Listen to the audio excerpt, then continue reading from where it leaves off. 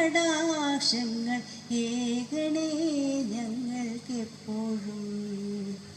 പാരിലാലംബഹീനരായോരെ സേവിപ്പാൻ ശക്തി നൽകണം. സത്യധർമ്മതി സൽഗുണങ്ങള ജീവിതം ധന്യമാക്കണം. ബുദ്ധനും മഹാവിഷ്ണുവും യേശു ക്രിസ്തുവും നബിയുമല്ലാഹും എല്ലാമേകമാണെന്ന വേദാന്തം ഞങ്ങളിൽ ദീപ്തമാക്കണം. മംഗളാത്മാവെ പ്രാർത്ഥിപ്പൂ ഞങ്ങൾ ഭക്തിയായി തപശക്തിയായി ബുദ്ധിയും ഗുരുഭക്തിയും നൽകി ശുദ്ധരാക്കണം ഞങ്ങളെ. KSRTCയെ സംബന്ധിച്ച് ഏറ്റവും പ്രധാനപ്പെട്ട 3 പ്രോജക്റ്റുകളുടെ ഉദ്ഘാടനമാണ് ഇന്ന് ഇവിടുത്തെ ബഹുമാനപ്പെട്ട മന്ത്രിമാർ നിർവഹിക്കാൻ പോകുന്നത്. റാപ്പിഡ് റിപ്പയർ വാൻ, അതേപോലെ ഈ സുതാര്യം എന്നുള്ള ഇൻവെൻട്രി മാനേജ്മെൻറ്റ്, സുരക്ഷ 360 എന്നുള്ള സർവൈലൻസ് സിസ്റ്റം. നമുക്കറിയാം, ബഹുമാനപ്പെട്ട ഗതാഗത വകുപ്പ് മന്ത്രി അദ്ദേഹം ചാർജ് എടുത്തപ്പോൾ നമുക്ക് തന്നിട്ടുള്ള നിർദ്ദേശം ഇത് നമുക്കെല്ലാവർക്കും അറിയാവുന്നതാണ്.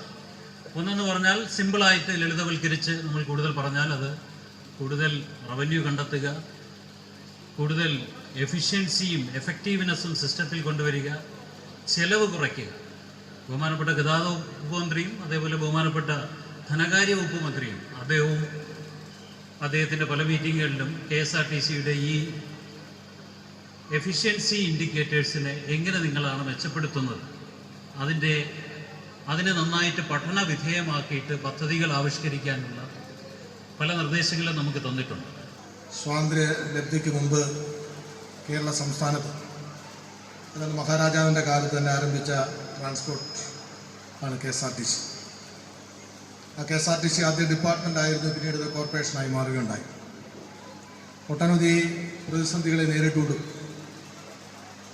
നമ്മുടെ സാധാരണക്കാരനായ ജനങ്ങൾക്ക് യുക്തമായ ഗതാഗത സംവിധാനം ഒരുക്കുന്ന ഒരു സംവിധാനമായി KSRTC മാറുകയും KSRTC കേരളീയ സമൂഹത്തിൻ്റെ ജീവിതത്തിൻ്റെ ഭാഗമായി എന്ന് വേണമെങ്കിൽ കരുതാം.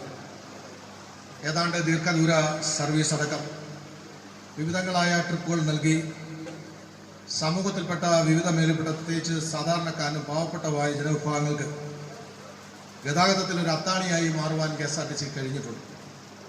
ഇന്ന് KSRTC നേരിടുന്ന പ്രധാനപ്പെട്ട ഒരു പ്രതിസന്ധിക്കാണ് ഇന്നിവിടെ പരിഹാരം കണ്ടെത്തുന്നത്.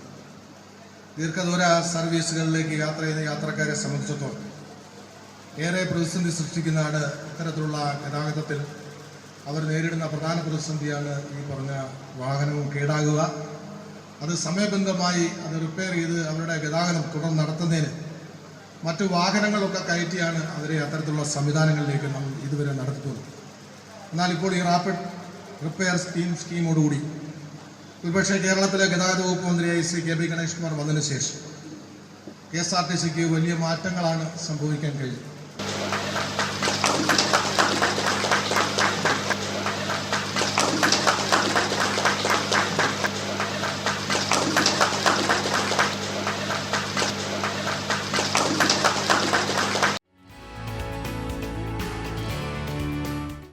ഗതാഗത രംഗത്തുണ്ടായ വലിയ മാറ്റങ്ങളുടെ ഭാഗമായിട്ട് KSRTCയും ചില ബുദ്ധിമുട്ടുകൾ നേരിടുന്നുണ്ട്. കാരണം സ്വകാര്യ വാഹനങ്ങൾ ധാരാളമായി, അങ്ങനെയുള്ള ധാരാളം പ്രശ്നങ്ങളുണ്ട്. എന്നാൽ ആ KSRTC ഏറ്റവും മെച്ചപ്പെടുത്തി നിലനിർത്തിക്കൊണ്ടു പോകുന്ന ഇന്ത്യയിലെ അപൂർവ സംസ്ഥാനങ്ങളിലൊന്ന് കേരളമാണ് എന്നുള്ളത് അഭിമാനത്തോടെ നമുക്ക് എല്ലാവരുടെയും മുൻകെടുത്ത് പറയാൻ കഴിയുന്ന കാര്യമാണ്. ഇവിടെ KSRTCയുടെ ഒരു പുതിയ പരീക്ഷണമാണ്, പുതിയ ഒരു സംവിധാനമാണ് ഇവിടെ വരുന്നത്. KSRTCയുടെ റാപ്പിഡ് റെസ്പോൺസ് ടീം എന്ന് പറയുന്ന പെട്ടെന്ന് തന്നെ ഒരു സ്ഥലത്ത് ഒരു വാഹനം ബ്രേക്ക് ഡൗൺ ആവുകയാണെങ്കിൽ എത്തി അത് നന്നാക്കി എടുക്കുന്നതിനുള്ള സംവിധാനമാണ്. നിലവിൽ KSRTCക്ക് ഈ സംവിധാനമുണ്ട്.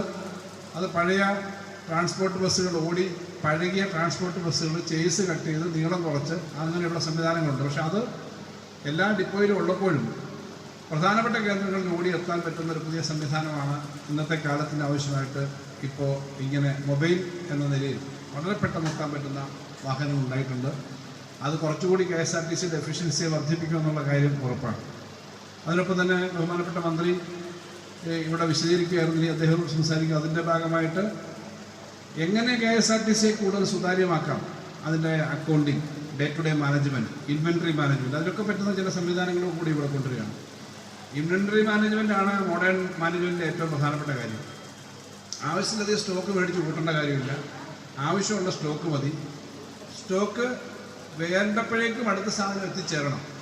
ഒത്തിരി മേടിച്ചു കൂട്ടിക്കഴിഞ്ഞാൽ നിക്ഷേപം കൂടും, അതിൻ്റെ ആവശ്യമില്ല. എന്നാൽ സാധന സമയത്ത് കിട്ടാതെ വരാനും പാടില്ല. അതാണ് ഇൻവെൻട്രി മാനേജ്മെൻറ്റിൻ്റെ ഏറ്റവും വലിയ പ്രത്യേകത. അതിന് പറ്റുന്ന ഈ സുതാര്യം എന്ന് പറയുന്ന പുതിയ സംവിധാനം ഉൾപ്പെടെ നടപ്പാക്കുന്ന കാര്യം പറഞ്ഞു. വില കുറഞ്ഞ ഒരുമിച്ച് പർച്ചേസ് വരുമ്പോൾ ചിലപ്പോൾ ടയറിന് പകരം പിന്നെ മെയിൻ പ്ലേറ്റുകളും പണ്ട് വാർത്ത വരുന്നതെന്ന് നോക്കുക. KSRTCയിൽ പ്ലേറ്റ് ഇഷ്ടം പോലെ ഉണ്ട്, പക്ഷേ ടയറിൽ അല്ലെങ്കിൽ പമ്പിൻ്റെ സാധനങ്ങളിൽ ഇങ്ങനെയൊക്കെയുള്ള പ്രശ്നങ്ങൾ കൊണ്ട് സ്ഥിരമായി റിപ്പോർട്ട് ചെയ്യപ്പെട്ടിരുന്നു. അതൊക്കെ മാറുന്ന തരത്തിലേക്കുള്ള സംവിധാനം ഉണ്ടാക്കും. പുതിയ ധാരാളം കാര്യങ്ങൾ ചെയ്യുന്നുണ്ട്. അതിനൊപ്പം യാത്രക്കാർക്ക് ഇന്നത്തെ ഇപ്പോഴും ഈ ചൂടത്ത് ഇപ്പോഴും ചൂടാണ്, വേർത്തുകൊണ്ടിരിക്കുകയാണ്. നമ്മുടെ കേരളത്തിൽ കാലാവസ്ഥ ഉൾപ്പെടെ മാറി. യാത്രയ്ക്ക് ഒരു 30-20 വർഷം മുമ്പുണ്ടായിരുന്നതിനേക്കാളും ബുദ്ധിമുട്ടേറിയ കാലാവസ്ഥാ പ്രശ്നങ്ങളുണ്ട് നമുക്ക്. അത് വസ്തുതയാണ്. കേരളം ഏറ്റവും നല്ല കാലാവസ്ഥയുള്ള സ്ഥലമാണ്, അതൊക്കെ ശരി തന്നെ. പക്ഷേ വാഹനങ്ങളിൽ നാടിനും മാറ്റമുണ്ട്. ഇപ്പോൾ വണ്ടികൾ, കാറുകൾ ഇറങ്ങുന്നത് ഒരു കാലത്ത് AC ഫിറ്റ് ചെയ്ത വണ്ടിയല്ല, ഇപ്പോൾ എല്ലാം അതിൻ്റെ കൂടെ തന്നെയാണ്. അപ്പോൾ അത് ചെലവ് ചുരുങ്ങിയ തരത്തിലേക്ക് ദൂരയാത്രയ്ക്ക് പോകുന്നതിന് AC വാഹനങ്ങൾ, പുതിയ തരം വാഹനങ്ങൾ, ഇതെല്ലാം നടപ്പിലാക്കുന്നതിനുള്ള ശ്രമം നടക്കുന്നുണ്ട്. അതിൻ്റെ ഭാഗമായിട്ട് പുതിയ ചെറിയ ബസ്സുകൾ, സൂപ്പർ ഡീലക്സ് ബസ്സുകൾ, അതൊക്കെ കൂടുതൽ വന്നുകൊണ്ടിരിക്കുകയാണ്. അപ്പോൾ ഇങ്ങനെ KSRTC കൂടുതൽ മെച്ചപ്പെട്ട് നിൽക്കേണ്ടത് ആവശ്യമാണ്. KSRTC ആരോഗ്യം ഉണ്ടാവേണ്ടതും ആവശ്യമാണ്. അത് ധനകാര്യ വകുപ്പ് മന്ത്രി എന്ന് പറഞ്ഞാൽ അതിൻ്റെ എൻ്റെ ഭാഗത്ത് നിന്ന് നോക്കുമ്പോൾ ഏറ്റവും KSRTCയുടെ ആരോഗ്യം വർദ്ധിക്കേണ്ടത് ആവശ്യമാണ്. അല്ലെങ്കിൽ ഗവൺമെൻറ്റിൻ്റെ ആരോഗ്യം കുറയും എന്നുള്ള സ്ഥിതിയുണ്ട്. കാരണം സാമ്പത്തികമായി വലിയ തോതിൽ മുൻകാലത്തൊന്നും ഇല്ലാത്തതുപോലെ സഹായിക്കേണ്ടി വരുന്നുണ്ട് KSRTC. പക്ഷേ നമ്മുടെ ഈ സിസ്റ്റം കുറച്ചുകൂടി ഡെവലപ്പ് ചെയ്ത് വരുമ്പോഴേക്കും നമുക്ക് കുറച്ചുകൂടി മെച്ചപ്പെട്ട തരത്തിലേക്ക് കഴിയാൻ പറ്റുമെന്നാണ് വിചാരിക്കുന്നത്. അപ്പോൾ നേരത്തെ പെൻഷൻ്റെ 10 വർഷം മുമ്പ് 9 വർഷം മുമ്പ് പെൻഷൻ കൃത്യമായി കിട്ടാത്തതിൻ്റെ പേരിലുണ്ടായ സമരങ്ങളൊക്കെ നിങ്ങൾക്ക് ഓർമ്മയുണ്ടാവും. പെൻഷൻകാർക്ക് പെൻഷൻ ഇപ്പോൾ ഒരു മാസം ഏകദേശം 70 കോടി രൂപയാണ് സർക്കാർ. അത് കടമെടുത്തിട്ടാണ്, KSRTC കടമെടുക്കും, സർക്കാർ റീപേ ചെയ്യും. അങ്ങനൊരു സംവിധാനത്തിലാണ് പോകുന്നത്. ശമ്പളം കോവിഡിൻ്റെ സമയം വരെ ശമ്പളത്തിൽ വല്ലപ്പോഴും ഒരു വർഷം അല്പം സഹായത്തിൻ്റെ ആവശ്യമുണ്ടായിരുന്നു, ചെറിയ തുകയായിരുന്നെങ്കിൽ. കോവിഡ് സമയത്താണ് ആദ്യമായിട്ട് നമ്മൾ സാമ്പത്തിക സഹായം കൊടുക്കാൻ തുടങ്ങിയത്. ഇപ്പോൾ ആ തുടങ്ങിയത് ഇപ്പോഴും തുടങ്ങേണ്ടി വരികയാണ്. 50 കോടി രൂപയാണ്. അതിനകത്ത് KSRTCയുടെ ഡ്യൂട്ടി റീസ്ട്രക്ചറിങ് ഒക്കെ പറയുന്നുണ്ട്. അത് കുറച്ച് ആവേണ്ടതുണ്ട്. അതൊക്കെ KSRTC മേഖലയിൽ നടക്കേണ്ടതാണ്. ഡ്യൂട്ടി റീസ്ട്രക്ചറിങ് തുടങ്ങിയ കാര്യങ്ങളൊക്കെ കുറേ കാര്യങ്ങളുണ്ട്, അതിൻ്റെ സിസ്റ്റമാറ്റിക്കായ കാര്യങ്ങൾ. പക്ഷേ 80 കോടിയോളം കൊടുക്കുന്നതിൽ 50 കോടിയും സർക്കാർ ഒരു മാസം 2 ഗഡുവായിട്ട് കൊടുക്കുകയാണ്. ഇതിപ്പോൾ 1-ാം തീയതി തന്നെ ശമ്പളം കൊടുക്കുന്ന തരത്തിലേക്ക് വന്നു എന്നുള്ളത് സന്തോഷകരമായ കാര്യമാണ്. അതിന് മാനേജ്മെൻറ്റിനെ ബഹുമാനപ്പെട്ട മന്ത്രി ഉൾപ്പെടെ എല്ലാവരെയും അഭിനന്ദിക്കാനാണ് അതിനെ ഉപയോഗിക്കുന്നത്. കാരണം ബഹുമാനപ്പെട്ട മുഖ്യമന്ത്രി തന്നെ ഞങ്ങളെല്ലാം കൂടി യോഗം ചേർന്ന് കൃത്യമായ ഒരു പദ്ധതി ഉണ്ടാക്കി. ഇപ്പോൾ അതും നടക്കുന്നു. പക്ഷെ നമുക്കിത് കുറച്ചുകൂടി ഇമ്പ്രൂവ് ചെയ്യാൻ പറ്റും. കാരണം പുതിയ തരത്തിലുള്ള സംവിധാനങ്ങൾ വരുമ്പോൾ പുതിയ പരീക്ഷണങ്ങൾ ധാരാളം നടക്കുന്നുണ്ട്. നമ്മുടെ വരുമാനം വർദ്ധിക്കുകയും ചെലവ് നിയന്ത്രിക്കാൻ പറ്റുകയും ഏറ്റവും നല്ല റൂട്ടുകൾ എടുക്കുകയും ഒക്കെ ചെയ്യുന്ന തരത്തിലേക്കുള്ള കാര്യങ്ങൾ വന്ന് നമുക്ക് കൂടുതൽ മെച്ചപ്പെടാൻ പറ്റും. ഈ പറഞ്ഞ മാനേജ്മെൻറ്റ് സംവിധാനമൊക്കെ അതിന് സഹായകരമായ കാര്യമാണ്. അതിൻ്റെ ഭാഗമായിട്ട് KSRTCക്ക് ഞാനീ പറഞ്ഞ ക്യാപിറ്റൽ ഇൻവെസ്റ്റ്മെൻറ്റിന് ഉൾപ്പെടെയുള്ള മൂലധന നിക്ഷേപത്തിനുള്ള പണം കൊടുക്കാതല്ല ബാക്കി കാര്യങ്ങൾ ചെയ്യുന്നത്. ഞാൻ കണക്കുകൾ പറയുന്നില്ല. അപ്പോൾ 3 ഗവൺമെൻറ്റുകൾ എടുത്താൽ 2 ഒന്നാം പിണറായി സർക്കാർ, 2ാം പിണറായി സർക്കാർ എന്ന് പറയുന്ന LDF ഗവൺമെൻറ്റുകളുടെ കാലത്ത് ഉണ്ടായ സർക്കാരിൻ്റെ ചെലവും അതിന് മുമ്പുള്ള ചെലവും കൂടി നോക്കിയാൽ വളരെ രസകരമാണ്. ആകെ ചിലവാക്കിയതിൻ്റെ അതിനു മുമ്പുള്ള 5 വർഷം ആകെ ചിലവാക്കിയതിൻ്റെ എത്രയോ ഇരട്ടിയാണ് ഈ ഗവൺമെൻറ്റുകൾ ചിലവാക്കുന്നത്. ഇപ്പോൾ ഈ കഴിഞ്ഞ 4 വർഷം കൊണ്ട് 8,000-9,000 കോടിയിലധികമാണ് KSRTCക്ക് വേണ്ടി മാത്രം. 10,000 കോടിയിലധികമാണ്. ഞങ്ങളുടെ FO ഉണ്ട്, എല്ലാ കാര്യവും കൃത്യമായിട്ട് പറയത്തില്ല, ഫിനാൻസിൽ നിന്ന് അങ്ങോട്ട് അയച്ച ആളാണ്. പക്ഷേ 10,000 കോടിയിലധികം രൂപ KSRTCക്ക് ഈ പറഞ്ഞ തരത്തിൽ നമ്മൾ കൊടുത്തു. പക്ഷേ അത് മാത്രമല്ല, KSRTCയിലെ അടിസ്ഥാന സൗകര്യം വർദ്ധിപ്പിച്ചെടുത്തു. ഞങ്ങളൊരുമിച്ച് ചർച്ച ചെയ്യുമ്പോൾ പറയാം, കേരളത്തിലെ ജനങ്ങൾ, കേരളത്തിൽ വരുന്ന പുറത്തുനിന്ന് ഒരാൾ വന്നാലും ആദ്യം കാണുന്ന സ്ഥലങ്ങൾ എന്തൊക്കെയാണ്? നമ്മുടെ ഏറ്റവും കൂടുതൽ ആളുകൾ വരുന്ന KSRTC ബസ് സ്റ്റാൻഡ്, അതുപോലെ തന്നെ ആശുപത്രികൾ, അല്ലെങ്കിൽ റെയിൽവേ സ്റ്റേഷൻ, ഇതൊക്കെയല്ലേ. അപ്പോൾ ഏറ്റവും നല്ല ബസ് സ്റ്റാൻഡുകൾ ഉണ്ടാവുക എന്നുള്ളത് വളരെ പ്രധാനപ്പെട്ട കാര്യമാണ്. ബസ് സ്റ്റാൻഡുകൾ പുതുക്കിക്കൊണ്ടിരിക്കുകയാണ് ഇപ്പോൾ. ഇതിപ്പോൾ ഞങ്ങൾ സംസാരിച്ചുകൊണ്ടിരുന്നത് കൊട്ടാരക്കര ബസ് സ്റ്റാൻഡിന് നേരത്തെ തന്നെ ബഡ്ജറ്റിൽ പണം വെച്ച് അതോടൊപ്പം തന്നെ ആസ്തി വികസന ഫണ്ടിൽ നിന്നും MLA ഫണ്ടിൽ നിന്നും കൊടുത്ത് ഞങ്ങളൊരു എസ്റ്റിമേറ്റൊക്കെ തയ്യാറാക്കിയിരിക്കുകയാണ്. അത് എത്രയും പെട്ടെന്ന് ഇവിടെ നിർമ്മാണം ഈ മാസം തന്നെയാണ് ടെൻഡർ ചെയ്യാമെന്നാണ് പറയുന്നത്. PWDയുടെ ബിൽഡിങ്സിനെയാണ് ഏൽപ്പിച്ചിരിക്കുന്നത്. ബിൽഡിങ്സിൻ്റെ ചീഫ് എഞ്ചിനീയറായിട്ട് ഇന്നും ഞാൻ സംസാരിച്ചിരുന്നു. ഈ മാസം തന്നെ പുതിയ ബിൽഡിങ്ങിൻ്റെ ടെൻഡർ വരും. ഏകദേശം 8.5 കോടി രൂപ ആണെന്നാണ് എൻ്റെ ഓർമ്മ വരുന്ന ഒരു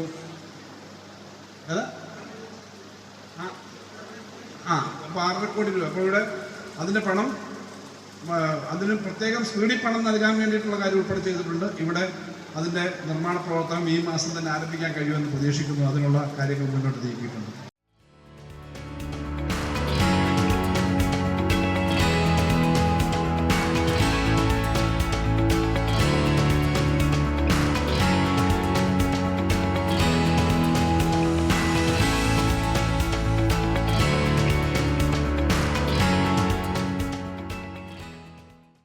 KSRTC ഇന്ന് പുതിയൊരു കാൽവയ്പിലേക്കാണ്. ബഹുമാനപ്പെട്ട ധനകാര്യമന്ത്രി അദ്ദേഹത്തിൻ്റെ വാക്കുകളിൽ പറയുകയുണ്ടായി ഈ വാഹനത്തിൻ്റെ പ്രത്യേകതയെക്കുറിച്ച്. KSRTCയുടെ ബ്രേക്ക് ഡൗൺ കുറയ്ക്കുക എന്ന ലക്ഷ്യത്തോടെയാണ് നമ്മളിത് ചെയ്യുന്നത്. ബ്രേക്ക് ഡൗൺ ആയി വണ്ടി വളരെ മണിക്കൂറുകൾ ഒരു സ്ഥലത്ത് കിടക്കുകയും അവിടെ പോയി വണ്ടി കൊണ്ടുവരാൻ വരുന്ന ഈ പഴയ വണ്ടി ഓൾട്ടർ ചെയ്തുണ്ടാക്കുന്ന ഒരു മൊബൈൽ വർക്ക്ഷോപ്പ് പോയി എടുത്തുകൊണ്ടുവരികയും ചെയ്യുന്ന പരിഷ്കാരം അത് കാലഹരണപ്പെട്ടതാണ് എന്ന് തോന്നിയത് കൊണ്ടാണ് നമ്മൾ ഇത്തരത്തിലൊരു പുതിയ സംവിധാനം ഏർപ്പെടുന്നത്. ആദ്യഘട്ടമായി 10 വണ്ടികളാണ് പുറത്തിറങ്ങുന്നത്. ഏതാനും മാസങ്ങൾക്കുള്ളിൽ അടുത്ത 10 വണ്ടികൾ കൂടി ഉടൻ വരും. ഇത് കേരളത്തിലെമ്പാടും വ്യാപിപ്പിക്കാനാണ് ഉദ്ദേശിക്കുന്നത്. ഈ വണ്ടിക്കുള്ളിൽ എല്ലാ അത്യാവശ്യമുള്ള മുഴുവൻ സ്പെയർ പാർട്സും അത്യാവശ്യമുള്ള മുഴുവൻ ട്യൂൾസും കരുതിയിട്ടുണ്ട്. ഇപ്പോൾ ചടയമംഗലത്തിനടുത്തൊരു വണ്ടി ബ്രേക്ക് ഡൗൺ ആയി എന്നറിഞ്ഞാൽ ടയറാണ് പഞ്ചറായെങ്കിൽ ആ വണ്ടി ലൈലൻ്റാണോ ടാറ്റയാണോ എന്ന് ചോദിക്കുക, അതിനാവശ്യമായ അതിൻ്റെ ടയർ എടുത്ത് കയറ്റുക, പോവുക എന്നുള്ളതാണ്. ബാക്കി എല്ലാ സാധനങ്ങളും വണ്ടിയിൽ തന്നെ എപ്പോഴും ലോഡ് ചെയ്ത് നിർത്തിയിരിക്കും. 3 മെക്കാനികൾക്ക് യാത്ര ചെയ്ത് പോകാൻ പറ്റും. 3 പേർക്ക് സുഖമായി യാത്ര ചെയ്ത് പോകാൻ പറ്റും. ഇവരവിടെ ചെന്ന് കഴിഞ്ഞാൽ അത് റിപ്പയർ ചെയ്ത് അവർക്കത് തിരിച്ചു കൊണ്ടുവരാൻ കഴിയും. മെക്കാനിക്ക് തന്നെയാണ് വണ്ടി ഓടിച്ചു പോകുന്നത്. അവർക്കാണ് എൻ്റെ ഉത്തരവാദിത്വം. അവർക്ക് കൈകാര്യം ചെയ്യാനുള്ളൊരു മൊബൈൽ ഫോണും ബഹുമാനപ്പെട്ട മന്ത്രി വിതരണം ചെയ്യും. ആ മൊബൈൽ ഫോണിൻ്റെ നമ്പർ ഈ മേഖലയിൽ കടന്നു പോകുന്ന കേരളത്തിലെ മുഴുവൻ കണ്ടക്ടർമാർക്കും ഡ്രൈവർമാർക്കും ഒരു ചാർട്ടായിട്ട് കൊടുക്കും. അപ്പോൾ എവിടെയാണോ വണ്ടി നിൽക്കുന്നത് അവിടെ നിന്ന് നിയറസ്റ്റ് നമ്പറിലേക്ക് വിളിക്കാൻ അവർ കഴിയും. ഇപ്പോൾ 10 എണ്ണം അനുവദിച്ചത്, ഒന്ന് കൊട്ടാരക്കരയും ഒന്ന് പത്തനാപുരം എന്ന് ഉദ്ദേശിച്ചത് പത്തനാപുരം, പുനലൂർ, ആര്യങ്കാവ്, തെന്മല ഭാഗത്തേക്ക് പോകാനും, കൊട്ടാരക്കരയിൽ അനുവദിച്ചത് കൊല്ലം, അടൂര് മുതൽ ചടയമംഗലം ഈ മേഖലകളിൽ ഏറ്റവും കൂടുതൽ വണ്ടി ഓടുന്നത്. ഈ ഭാഗത്ത് ഏതാണ്ട് കിളിമാനൂരിൻ്റെ അടുത്ത് വരെയും നമുക്ക് പോകാൻ കഴിയും. അപ്പോൾ അതിനു വേണ്ടിയിട്ടാണ് ഇങ്ങനെ സെൻട്രലൈസ് ചെയ്ത് ഒരു പഠനം നടത്തിയിട്ടാണ്. അല്ലാതെ ധനകാര്യമന്ത്രിയും ഞാനും പകുത്തെടുത്തതല്ല. വളരെ നീതിപൂർവമായി പരിശോധിച്ചപ്പോൾ പാലക്കാടാണ് പോയിരിക്കുന്നത് അടുത്ത വണ്ടി. പിന്നെ പോയിരിക്കുന്ന കാസർഗോഡാണ്. പിന്നെ പോയിരിക്കുന്നത് എവിടെയാണ്? താമരശ്ശേരിയിലാണ്. താമരശ്ശേരി പോകാൻ കഴിഞ്ഞതെന്ന് വെച്ചാൽ ഈ താമരശ്ശേരി ചുരത്തിൽ സ്ഥിരമായി നമ്മൾ കാണാറുണ്ട് വണ്ടി കേടായി കിടക്കുന്നു, ട്രാഫിക് ബ്ലോക്കായി. അപ്പോൾ അവിടെ ഈ ചെറിയ വണ്ടിയാണെങ്കിൽ പെട്ടെന്ന് അവിടെ കടന്നു ചെന്ന് ആ വണ്ടി അവിടെ നിന്ന് റിക്കവർ ചെയ്ത് കൊണ്ടുപോകാൻ പറ്റും എന്നുള്ളത് കൊണ്ടാണ് താമരശ്ശേരി. പിന്നെ സുൽത്താൻ ബത്തേരി കൊടുക്കാൻ കഴിഞ്ഞ് പിന്നെ അവിടെ നിന്ന് അങ്ങോട്ട് കർണാടക അതിർത്തിയാണ്. അപ്പോൾ അങ്ങോട്ട് കയറി കഴിഞ്ഞാൽ വണ്ടി അവിടെ ചീത്തയായി കഴിഞ്ഞാൽ നമുക്ക് പോയി കൊണ്ടുവരാൻ വലിയ പാടാണ്. അപ്പോൾ എത്രയും പെട്ടെന്ന് ഒരു മെക്കാനിക്ക് പോയി അവർക്കത് റിപ്പയർ ചെയ്യാൻ കഴിഞ്ഞാൽ അവിടെ നിന്ന് വണ്ടി പെട്ടെന്ന് തന്നെ കൊണ്ടുവരാൻ പറ്റും. പെട്ടെന്ന് ചെറിയൊരു മൈനർ റിപ്പയർ ആണെന്നുണ്ടെങ്കിൽ ഇവിടുന്ന് ഈ വണ്ടി ഓടിച്ചു പോയിട്ട് യാത്രക്കാരെ എഴുതിക്കൊണ്ട് തന്നെ റിപ്പയർ ചെയ്ത് ആ വണ്ടിയെ പറഞ്ഞയക്കാൻ കഴിയും. അപ്പോൾ അങ്ങനെയുള്ള സൗകര്യത്തിന് വേണ്ടിയാണ് വളരെ വേഗത്തിൽ ഓടിയെത്തും ഈ വണ്ടി എന്നുള്ളത് കൊണ്ടാണ്. പിന്നെ ഡീസൽ മൈലേജും കൂടുതൽ കിട്ടുന്ന ഒരു വണ്ടിയാണ് വാങ്ങിച്ചിരിക്കുന്നത്. നമ്മളിപ്പോൾ വാങ്ങിയത് കൂടാതെ ഇനി ഒരു 10 എണ്ണം കൂടി അടിയന്തരമായി വാങ്ങും. ഇത് പിന്നെ ലൈലൻഡിൻ്റെ കമ്പനിയുടെ ആൾക്കാരൊക്കെ ഇരിപ്പുണ്ട്. ഇവർ കാലതാമസം കൊണ്ടാണ്. ഞാൻ 3 മാസം പോയി നോക്കുകയാണ് ചെയ്യുന്നത്. ഇവർ ഡൽഹിയിലെങ്ങാണ്ട് കൊണ്ടാർക്കാണ്ട് ഇതിൻ്റെ ബോഡി കെട്ടാൻ കൊടുത്ത് ഇവിടെ ആർക്കും അറിഞ്ഞിട്ടില്ല ഇതിൻ്റെ ബോഡി കെട്ടാൻ വേണ്ടി. അവിടെ കൊണ്ട് കൊടുത്തേച്ച് മെനക്കെടുത്താൻ വേണ്ടിയിട്ട് വണ്ടി വരാൻ താമസിച്ചു. പിന്നെ മാത്രമല്ല വണ്ടി ഓടിച്ചുകൊണ്ട് തന്നെ എനിക്ക് ആവർത്തിക്കാൻ പറ്റില്ല കേട്ടോ. വണ്ടി ഓടിച്ചുകൊണ്ട് തന്നെ അതെനിക്ക് ഇഷ്ടപ്പെട്ടില്ല. അപ്പോൾ അങ്ങനെയുള്ള വേലയൊന്നും കാണിക്കാൻ പാടില്ല. അപ്പോൾ നമ്മളിനി വാങ്ങും, ഇനി കൂടുതൽ വണ്ടി വാങ്ങും. നമ്മൾ KSRTC വലിയൊരു പരിഷ്കാരത്തിൻ്റെ പാതയിലാണ്. അഭിമാനത്തോട് പറയാം, ഞാനും ശ്രീ ബാലഗോപാലും പങ്കെടുത്തുകൊണ്ടൊരു യോഗത്തിൽ വെച്ച് കൊട്ടാരക്കര വെച്ച് വന്നിട്ട് 1-ാം തീയതി ശമ്പളം തരുമെന്ന് പറഞ്ഞു. 1-ാം തീയതി അല്ല 30-ാം തീയതി ശമ്പളം തന്നു എന്ന് നിങ്ങൾ സന്തോഷത്തോടെ ഗവൺമെൻറ്റിന് ഒറ്റ കാര്യം പറയാം. ഈ ഗവൺമെൻറ് ധനകാര്യമന്ത്രി പറഞ്ഞതുപോലെ 10,000 കോടി രൂപ 8 വർഷത്തിനിടയിൽ ഈ ഗവൺമെൻറ് KSRTCക്ക് ചെലവഴിച്ചു ഇതിനെ രക്ഷപ്പെടുത്തിയെടുക്കാൻ. പക്ഷേ അപ്പോഴും ധനകാര്യമന്ത്രി പറഞ്ഞ പ്രസക്തമായ കാര്യമുണ്ട്. ഈ പൈസ ഇങ്ങനെ കൊടുക്കുമ്പോൾ അതിന് അനുകൂലമായ നിലയിൽ ചില പ്രവർത്തനങ്ങൾ KSRTC ചെയ്യണമെന്ന് നിർബന്ധിച്ചിരുന്നു. അത് ചെയ്യുന്നില്ല. അത് ചെയ്യാൻ ജീവനക്കാരെ സഹായിക്കും. ഒരു ജീവനക്കാർക്കും തൊഴിൽ നഷ്ടപ്പെടുകയില്ല, ഒരു ജീവനക്കാർക്കും ശമ്പളം കിട്ടാതാവില്ല. നിങ്ങൾ വേറെ എല്ലാ രാഷ്ട്രീയം മനസ്സിൽ വെച്ചുകൊണ്ട് നിങ്ങൾ പ്രവർത്തിച്ചോളൂ. പക്ഷേ ഇക്കാര്യങ്ങളിൽ നിങ്ങൾ അടുത്ത ഒരു വർഷം നിങ്ങൾ എൻ്റെ കൂടെ നിൽക്കണം. പേഴ്സണലി ഞാൻ പറയാം, എൻ്റെ കൂടെ നിൽക്കണം ജീവനക്കാർ. ഇത് പച്ച പിടിപ്പിക്കുന്നില്ല. പുതിയ പുതിയ പരിഷ്കാരങ്ങൾ നിങ്ങൾ മോശമാണെന്ന് വിചാരിക്കരുത്. നമ്മൾ ഏർപ്പെടുത്തിയ ഒരു പരിഷ്കാരവും കഴിഞ്ഞ 1.5 വർഷത്തിനിടയിൽ നഷ്ടത്തിൽ വന്നിട്ടില്ല. നിങ്ങൾക്ക് 1-ാം തീയതി ശമ്പളം തരാൻ 100 കോടി രൂപ ലോൺ എടുത്തിട്ടുണ്ടെങ്കിൽ അത് സ്റ്റേറ്റ് ബാങ്ക് ഓഫ് ഇന്ത്യ തന്നിട്ടുണ്ടെങ്കിൽ എന്തുകൊണ്ടെന്നാൽ 2023 വരെയുള്ള മുഴുവൻ കണക്കുകളും ഓഡിറ്റ് ചെയ്ത്, കേരളത്തിൽ ഏതെങ്കിലും പൊതുമേഖലാ സ്ഥാപനത്തിലുണ്ടെന്ന് അന്വേഷിച്ചു, വരവ് ചിലവ് കണക്കുകൾ ഓഡിറ്റ് ചെയ്ത് സ്റ്റേറ്റ് ബാങ്ക് ഓഫ് ഇന്ത്യക്ക് കൊടുത്ത് റിസർവ് ബാങ്കിനെ കാണിച്ച് അനുമതി കിട്ടിയത് കൊണ്ട് മാത്രമാണ്. അല്ലാതെ വളഞ്ഞ വഴി കൂടെ ഒന്നുമല്ല 100 കോടി രൂപ എടുത്തത്. കൃത്യമായ കണക്ക് കൊടുത്തു. നമ്മൾ ഏറ്റവും കടം വാങ്ങിച്ചാൽ തിരിച്ചടയ്ക്കാത്ത ഡി കാറ്റഗറി, അതായത് നമ്മൾ കടം വാങ്ങിച്ചാൽ തിരിച്ചു കൊടുക്കാത്ത ആളുകളുടെ ഡി കാറ്റഗറിയിൽ കിടന്ന് നമുക്ക് 100 രൂപ പോലും ഒരു ബാങ്ക് കടം തരില്ലായിരുന്നു 1.5 വർഷം മുമ്പ്. ഇന്ന് നമ്മൾ സിയിൽ വന്നു, C+ലേക്ക് വന്നു. ഇനി KTDFC എഴുതിയുണ്ടാക്കിയ ഒരു ചെറിയ കടപ്പത്രമുണ്ട്, അതില്ലാത്ത കാര്യമാണ്. ധനകാര്യ വകുപ്പിൽ സമർപ്പിച്ചിട്ടുണ്ട്. അത് എഴുതി തള്ളുന്നതോടുകൂടി ട്രാൻസ്പോർട്ട് കോർപ്പറേഷൻ്റെ എല്ലാ ലൈബിലിറ്റികളും ഈ അവിടെ ഇവിടെയൊക്കെയുള്ള എല്ലാ കടങ്ങളുണ്ട്. നമ്മളെ വഴി നോക്കിയാൽ സൂപ്പർ ഫാസ്റ്റ് പ്രീമിയം വണ്ടി നിറഞ്ഞാണ് പോകുന്നത്. ആളുകൾക്ക് ഏറ്റവും വലിയ സൗകര്യം, ഒരു ഇന്നോവ കാറിലിരുന്ന ഒരാൾ പോകുന്ന സൗകര്യത്തോടെ പുഷ് ബാക്ക് സീറ്റും വൈഫൈയും മൊബൈൽ ചാർജ് ചെയ്യാനുള്ള സംവിധാനങ്ങളും പാട്ടും എല്ലാം കേട്ട് AC ഇട്ട് സുഖമായിട്ട് പോകുന്ന വണ്ടി. അത് വിജയിച്ചു. ഇപ്പം ബഡ്ജറ്റ് ടൂറിസത്തെ കുറിച്ച് എടുക്കാം. കഴിഞ്ഞ 2023 ബഡ്ജറ്റ് ടൂറിസത്തിന്റെ വരുമാനം 7.5 കോടിയാണ്, 7.5 കോടിയാണ്. ഈ വർഷം അത് ഈ സമയത്തിനുള്ളിൽ 14.5 കോടി രൂപയാണ് നമ്മുടെ ബഡ്ജറ്റ് ടൂറിസത്തിന്റെ വരുമാനം എന്ന് പറയുന്നത്. വലിയ വർധനമാണ്. ഈ ബഡ്ജറ്റ് ടൂറിസം കൊണ്ടുവന്ന തല്ലിപ്പൊളി വണ്ടിയെല്ലാം മാറ്റിയിട്ട് വണ്ടികൾ റീഫർണിഷ് ചെയ്ത് ഇറക്കി പുതിയ വണ്ടികൾ വരികയാണ്. അതുപോലെ AC ലോ ഫ്ലോർ ബസ്സുകൾ, എല്ലാം ഓൾവോ ബസ്സുകൾ, കോടിക്കണക്കിന് വിലയുള്ള വണ്ടികൾ നശിച്ച് എന്നും വഴി കിടക്കണം. രാത്രിയായാൽ എൻ്റെ പ്രൈവറ്റ് സെക്രട്ടറിക്ക് ഉറങ്ങാനാക്കത്തില്ല, പേഴ്സണൽ സ്റ്റാഫിൽ ആർക്കും ഉറങ്ങാം. കാരണം വണ്ടി വഴി കിടക്കുവാന്നേന്നും പറഞ്ഞ് വിളിയാം. അപ്പോൾ എന്തുപറ്റി? കംപ്ലീറ്റ് വണ്ടി 18ഓളം വണ്ടികൾ നമ്മൾ തുരുക്കി പണിത് ഇറക്കി കഴിഞ്ഞു. ഒന്ന് ആലോചിക്കണം, ഭയങ്കര വിലയുള്ള പാർട്സാണ്. എനിക്ക് തോന്നിയാൽ ഒന്നും ചെയ്യാറില്ല, ധനകാര്യം ഒപ്പം തരികയാണ്. ഞങ്ങൾ തമ്മിൽ എല്ലാ കാര്യവും ആലോചിക്കാം. ബഹുമാനപ്പെട്ട മുഖ്യമന്ത്രിക്ക് അദ്ദേഹത്തോട് ഞാൻ എല്ലാ കാര്യവും ആലോചിക്കണം. ചാടിക്കറി എൻ്റെ ദൂരത്തൊന്നും ചെയ്യാറ്. എല്ലാ പരിഷ്കാരങ്ങളും ഞാൻ ചെറിയ വണ്ടി വാങ്ങാൻ തീരുമാനിക്കുന്നത് ഞാനും ബാലവാൻ ബിസിനസ് ചെയ്തിട്ടാണ്. അദ്ദേഹത്തിന്റെ ബഡ്ജറ്റ് പ്രസംഗത്തിന് അദ്ദേഹം പറയുന്നുണ്ട്, ഫ്യൂവൽ എഫിഷ്യൻസി കൂടിയ 4 സിലിണ്ടർ വണ്ടി വാങ്ങും എന്ന് അദ്ദേഹം പറയുന്നുണ്ട്. ഇത് ഞങ്ങൾ ആലോചിക്കുന്നത് ഇത് കൂട്ടായ ഒരു തീരുമാനം. ഞാൻ KSRTC ഇടയൻകുമാറിന്റെ കുടുംബസ്വത്തൊന്നും പറയുന്നു. പക്ഷെ വരാൻ പോകുന്ന സംവിധാനങ്ങൾ ഇതുവരെ ആരും എന്തേ ഇവിടെ ഇല്ലായിരുന്നോ എന്ന് ചോദിക്കുന്ന സംവിധാനങ്ങളുണ്ട്. ഈ ഗവൺമെന്റ് ഈ പ്രസ്ഥാന സ്ഥാപനത്തിൽ ദയനീയമായ അവസ്ഥയിൽ നിന്ന് കരകയറ്റുന്നത് ഞാൻ സംശയം. അടുത്ത തെരഞ്ഞെടുപ്പിന്, അടുത്ത ഏപ്രിൽ മാസത്തിലെ തെരഞ്ഞെടുപ്പിന് മുമ്പേ ഈ പ്രസ്ഥാനത്തെ കൈപിടിച്ചുയർത്തിയിരിക്കും. നിങ്ങൾ പ്രകടമായി കാണാം. ഇന്ന് ജനങ്ങൾ സ്വീകരിക്കുന്നുണ്ട് KSRTCയുടെ മാറ്റങ്ങൾ, KSRTCയുടെ ജീവനക്കാരുടെ പെരുമാറ്റത്തിൽ വന്ന മാറ്റങ്ങൾ. അവർ തൃപ്തരാവണം. 1-ാം തീയതി ശമ്പളം, മെയ് മാസം 1-ാം തീയതി അവധിയാണ്. അപ്പോൾ ഞാൻ ഷാജിയോട് പറഞ്ഞു, ഷാജി വൈകിട്ട് തന്നെ കാണാൻ പറഞ്ഞു. ഷാജി ശമ്പളം അങ്ങനെ MD റിപ്പോർട്ട്, സാറേ നാളെ കൊടുക്കാൻ അവധിയാണ്. ഞാൻ പറഞ്ഞു, ഷാജി എന്നാൽ പിന്നെ ഇന്നിപ്പോൾ തന്നെ കൊടുക്കാൻ പറ്റുമല്ലോ. ഷാജി പറഞ്ഞു ഇപ്പം തന്നെ കൊടുക്കാൻ പറയുന്നു, അടുത്ത സെക്കൻഡിൽ കമ്പ്യൂട്ടറിൽ കൊടുക്കാൻ പറഞ്ഞു. എന്നാൽ കൊടുക്കായിരുന്നു. ഷാജി എൻ്റെ മുമ്പിൽ ഫോൺ ചെയ്ത് പറഞ്ഞു 30-ാം തീയതി ശമ്പളം കൊടുക്കാമെന്ന്. അപ്പം ഷാജി ഒരു കാര്യം എന്നെ ഓർമ്മിച്ചു, സാറേ സാറിൻ്റെ അച്ഛൻ മന്ത്രിയായിരിക്കുമ്പോഴാണ് ആദ്യമായിട്ട് കേരളത്തിൽ അവസാനത്തെ വർക്കിംഗ് ഡേയിൽ, സർക്കാർ ജീവനക്കാർക്ക് ഇപ്പോൾ അവസാനത്തെ വർക്കിംഗ് ഡേ ആണ്, KSRTCക്കാരാണ് ആരംഭിച്ചത്. അന്ന് ബാലകൃഷ്ണ സാറാണ് ആദ്യമായിട്ട് അവസാനത്തെ വർക്കിംഗ് ഡേയിൽ KSRTC ജീവനക്കാർക്ക് ശമ്പളം കൊടുത്തുകൊണ്ടൊരു മാറ്റം അന്ന് കൊണ്ടുവന്നതെന്ന് ഷാജി എന്ന് പറയുമ്പോഴും ഞാൻ പറയും. ഷാജി ആർക്കാട് പരിശോധിച്ചിട്ട് പറഞ്ഞു അന്നാണ് ആദ്യമായിട്ട് KSRTC അങ്ങനെ ചെയ്യുന്നത്. അപ്പോൾ നമ്മൾ ഈ പറയുന്ന പോലെ വലിയൊരു മാറ്റം ഉണ്ടാകുമ്പോൾ എല്ലാവരും സഹകരിക്കണം. അത് ചുണ്ടി പിടിച്ചിരുന്ന കാര്യം ഒരു ജീവനക്കാരൻ, ഞാൻ പറയാം, ഒരു ജീവനക്കാരൻ ഞാൻ മന്ത്രിയായിരിക്കെ ഒരു ദോഷം ഉണ്ടാവും.